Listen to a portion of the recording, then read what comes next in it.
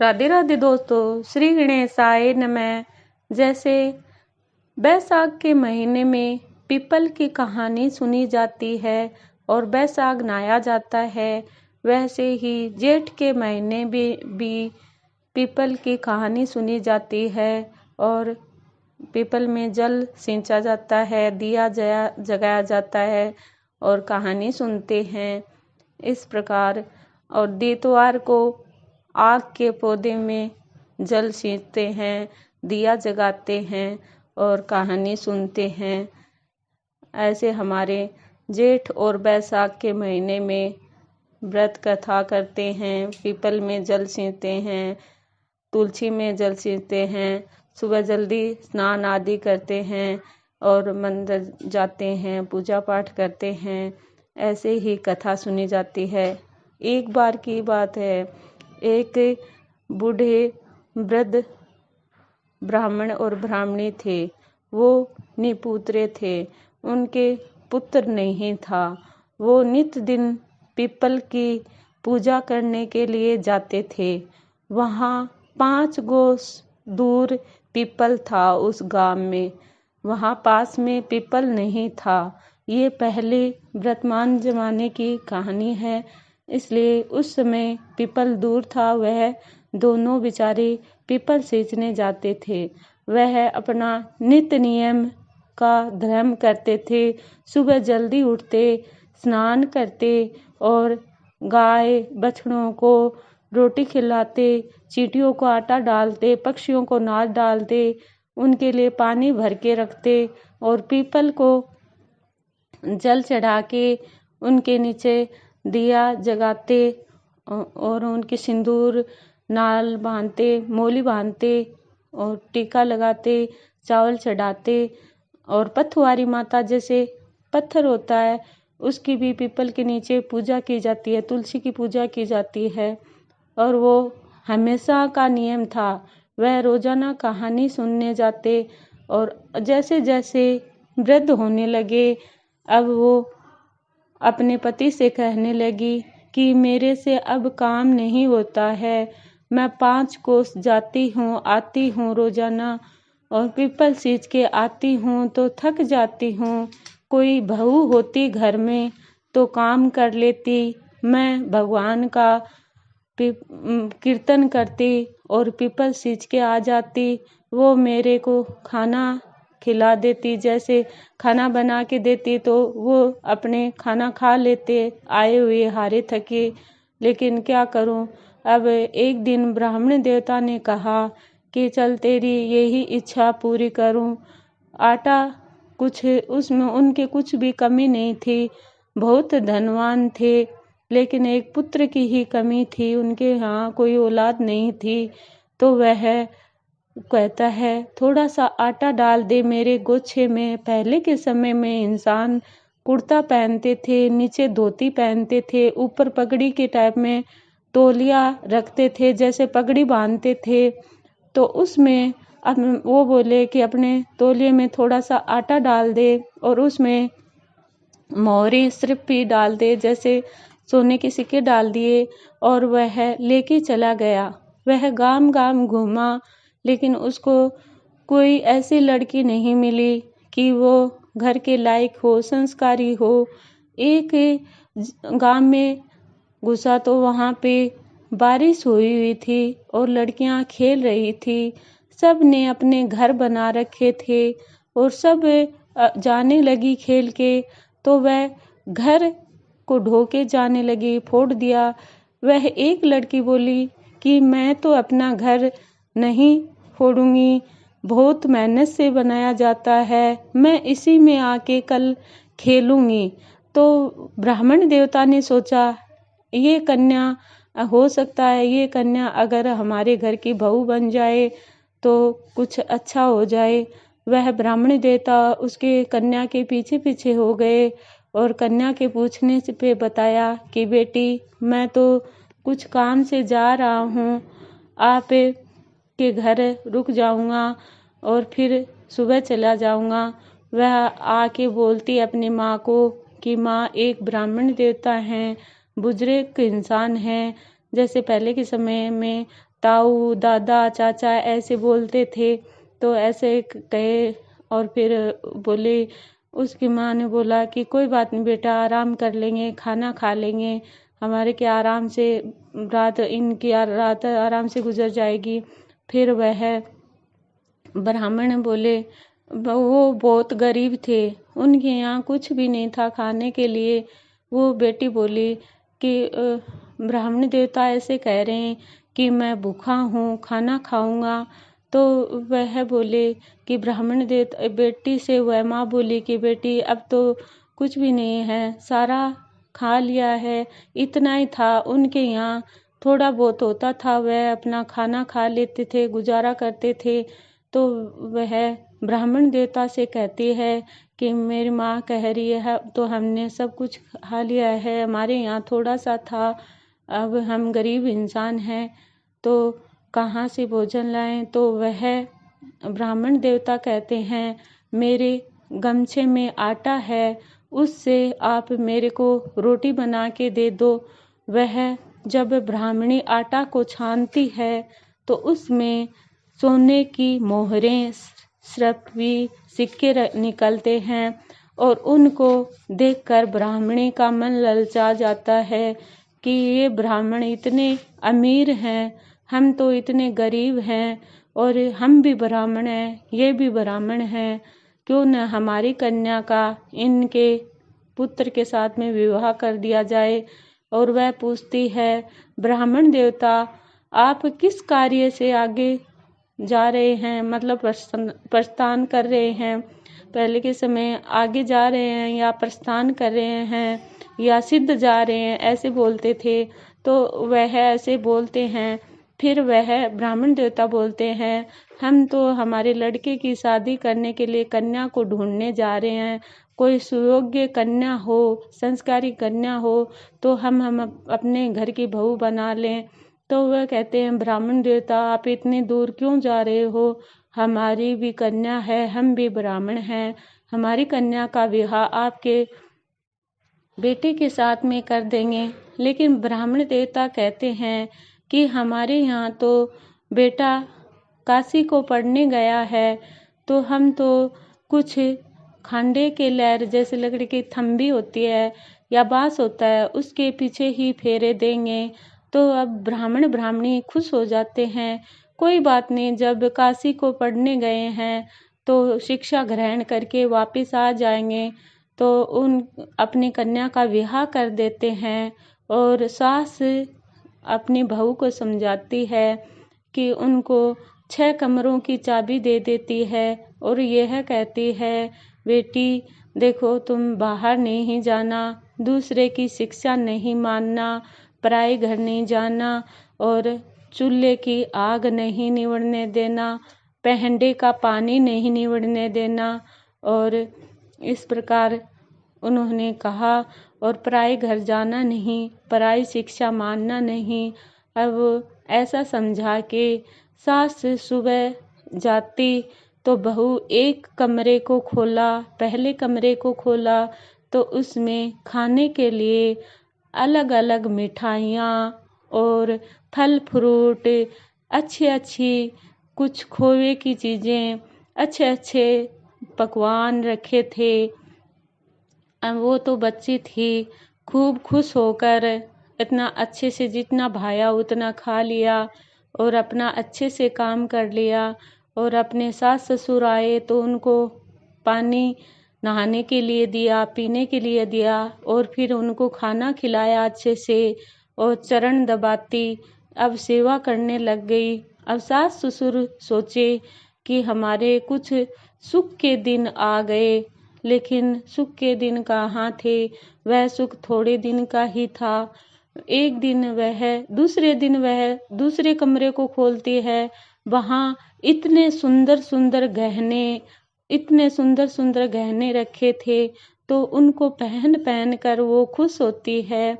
और वह जब सास आने का टाइम होता है, वह सुंदर श्रृंगार करती है, अच्छा सा खाना बना लेती है, अपने सास ससुर को वैसे ही सेवा करती है, चरण दबाती है, खाना खिलाती है और फिर रात में सो जाते हैं। सुबह फिर उठते हैं, फिर जाते हैं। ऐसे करते करते वह 6 कमरों को खोलती है। जैसे तीसरे कमरे को खोलती है तो उसे कपड़े मिलते हैं, चौथे कमरे को खोलते कपड़े मिलते हैं। उसमें वह सुंदर सुंदर कपड़े होते हैं। उन कपड़ों को पहन पहन कर वो खुश हो जाती है और फिर खाना बनाती है अपने सास ससुर के लिए। वह अच्छा सा खाना बना के रखती है। 5वें दिन वह 5वें कमरे को खोलती है तो उसमें अच्छे अच्छे खिलौने, हाथी, घोड़े, कुछ अच्छी सुंदर बगीचे के दर्शन, कुछ अच्छे राम कृष्ण के अच्छी अच्छी फोटोएं रखी थी। उनको देख देख के वह खुश हो जाती है। और छठे कमरे को खोलती है तो उसमें बहुत अच्छे अच्छे श्रृंगार के, सजावट के सामान, पौधे, फूल, गमले ये रखे होते हैं। उनको भी देख के वो खुश होती है। ऐसे कर कर के उसने 6 कमरे खोल खोल के देखती है। वो सोचती है, वो तो बच्ची होती है नादान, वो देख देख के खुश हो जाती है और अपने सास ससुर के लिए खाना बनाती है और उनको अच्छे से खिलाती है, उनके चरण दबाती है, उनकी सेवा करती है। अब सास ससुर भी सोचते हैं कि हम तो व्यर्थ में ही चिंता कर रहे थे, हमारे तो भगवान की दया से इतना अच्छा स्वर्ग सा जीवन हो गया है, हमारी बहू कितनी अच्छी आई है, हमारी सेवा करती है। लेकिन न जाने कितने दिन की ये सेवा है, किसी दिन किसी पराये की कुछ सीख लग गई तो पता नहीं क्या होगा। अब वह बहू एक दिन काम करते करते इतना व्यस्त हो जाती है कि आग भी निवट जाती है और पानी भी नहीं रहता है। वह पड़ोसन के पास में जाती है और कहती है कि बहन, मेरे को थोड़ा सा पानी और आग दे दो, मेरे सास ससुर आ जाएंगे, वो मेरे को बोलेंगे कि बहू कहाँ चली गई थी। तो वो बोली कि बहू, तुम तो बगैर बेटे की बहू हो और हम बेटे वाली बहू हैं, हम इतना नहीं डरते, तुम इतना क्यों डरती हो। तो वो बोली, नहीं, मेरा पति तो काशी जी को पढ़ने गया है, फिर आ जाएगा।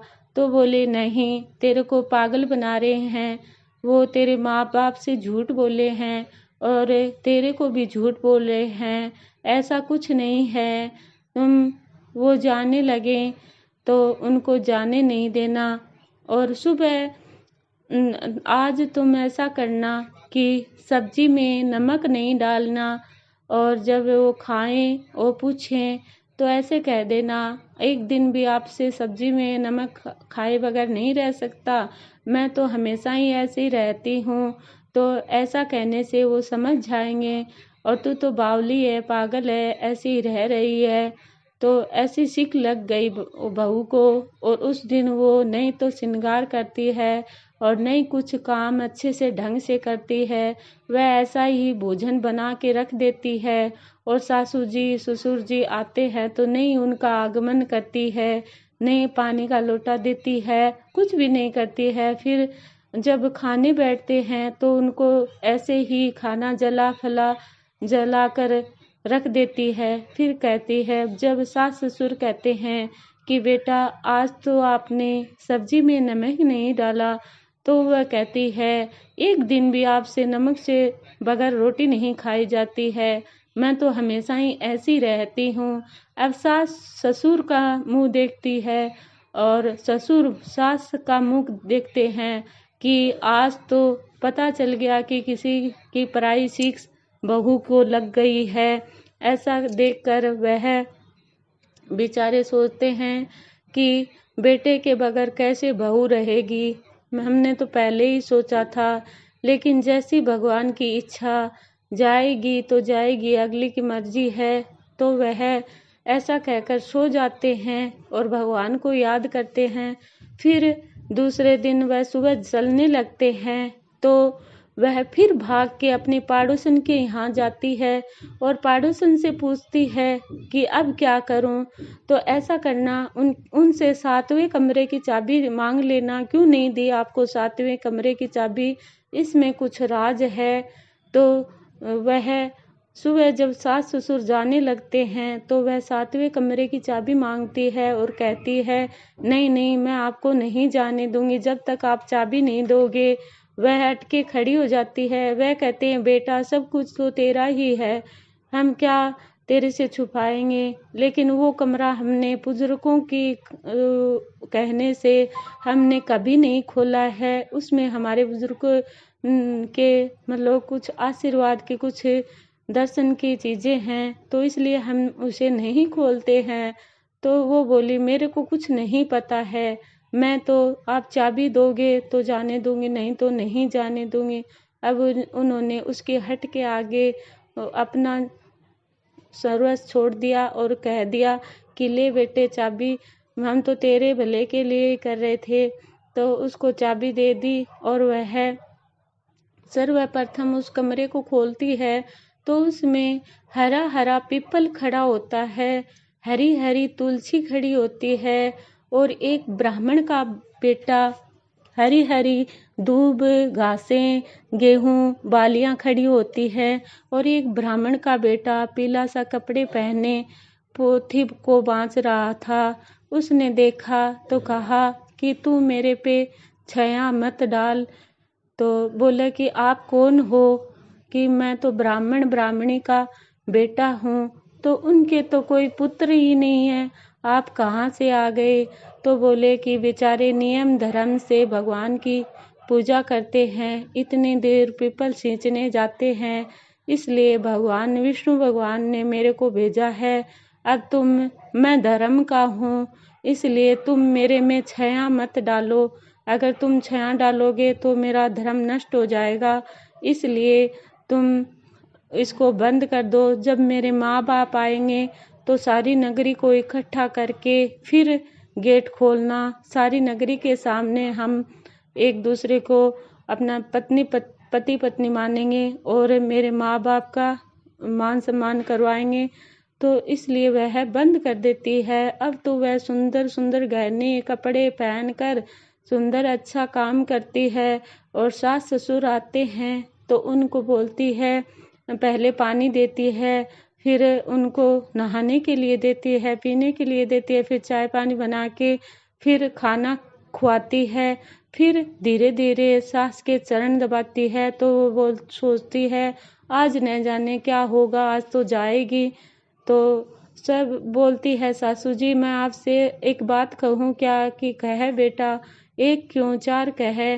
तो बोले कि है ना, आपके आंगन में ही, आपके 7वें कमरे में ही पीपल लगा है, आप बाहर पीपल सींचने के लिए क्यों जाते हो?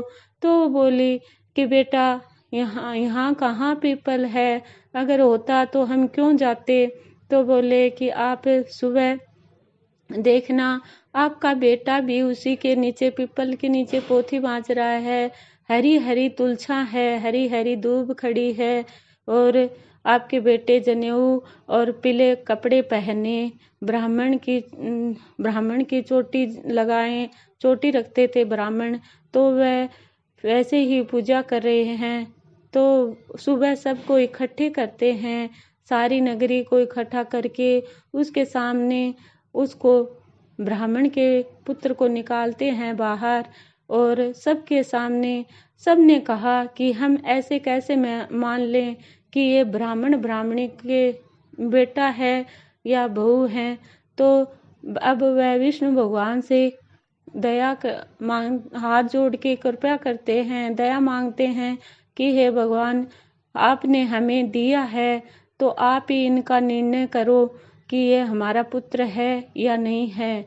तो एक तरफ उसकी माँ को खड़ी कर देते हैं, माँ बाप को लोहे का कांचला पहना के, और एक तरफ उनको खड़े कर देते हैं। तो ऐसे कहा कि इनका पुण्य पानी से गठ जोड़ा हो जाएगा तो ये पति पत्नी बन जाएंगे और इसके माँ की दूध की धार लोहे का कांचला फूट के 32 धार मूंछ पे गिर जाएगी तो वह इसका पुत्र हो जाएगा, ये माँ बाप का पुत्र हो जाएगा। लेकिन ऐसे ही खड़ा किया और ऐसा ही हुआ। उसकी लोहे का कांचला फूट के उसकी दूध की धार उसके मूंछों पे गिर गई और उनका पुण्य पानी से गठजोड़ा हो गया। इस प्रकार विष्णु भगवान ने उस ब्राह्मणी की लज्जा रखी और सबके बीच में उनको सहारा दिया और उनकी भक्ति पूजा पाठ का, नियम का, धर्म का उनको फल मिला। हे भगवान विष्णु भगवान, हे पिप्पल देव, ब्रह्मदेव, जैसे ब्राह्मण ब्राह्मणी का सत रखा वैसे सबको रखियो। सुनते को गिरते को, अधूरी है तो पूरी करजो, पूरी है तो परवान करजो। इस प्रकार जेठ के महीने में भी पीपल पतवारी की कहानी सुनी जाती है। इसलिए मैंने आपको जेठ के महीने की पीपल की कहानी सुनाई है। इस प्रकार अगर कहानी अच्छी लगे तो चैनल को सब्सक्राइब करना, बेल आइकन दबाना। श्री कृष्णम शरणम मम।